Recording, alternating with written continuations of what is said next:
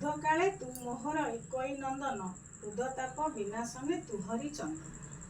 ତାମାନେ କ'ଣ ନା ବୃଦ୍ଧ ଅବସ୍ଥାରେ ପିତାମାତା ମାନେ ସନ୍ତାନ ମାନଙ୍କର ଉପସ୍ଥିତି କେତେ ଗୁରୁତ୍ୱପୂର୍ଣ୍ଣ ଭାବନ୍ତି ତାହା ଏଠାରେ ବର୍ଣ୍ଣନା କରାଗଲା। କ'ଣ ଦେଇଛି ନା ନନ୍ଦ ଯଶୋଦାଙ୍କୁ ଅନେକ ଦିନ ପରେ ବୃଦ୍ଧ ବୟସରେ କୃଷ୍ଣ ମିଳିଛନ୍ତି।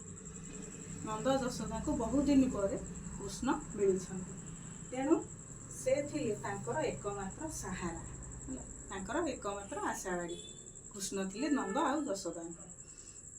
ଶୀତଳ ହରିଚନ୍ଦନ ଯେପରି ଶରୀରର ତାପ ଦୂର କରେ, ସେହିପରି କୃଷ୍ଣ ଯଶୋଦାଙ୍କର ହୃଦୟର ସମସ୍ତ ଦୁଃଖ କଷ୍ଟକୁ ନାଶ କରି ଶାନ୍ତି ପ୍ରଦାନ କରନ୍ତି।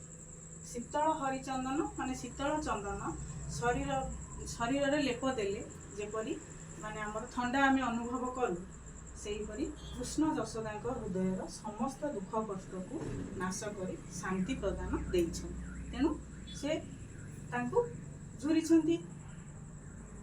ବୟସ୍କ ପିତାମାତା ମାନେ ସନ୍ତାନର ଉପସ୍ଥିତି, ବୟସ୍କ ଯେତେବେଳେ ହେଇଯାଆନ୍ତି ପିତାମାତା ମାନେ ତାଙ୍କ ସନ୍ତାନକୁ କେମିତି ଖୋଜନ୍ତି, ତାଙ୍କର ମହତ୍ଵ କେମିତି ଜାଣନ୍ତି, ଏଠି ବର୍ଣ୍ଣନା କରାଯାଇଛି। ବୁଝିପାର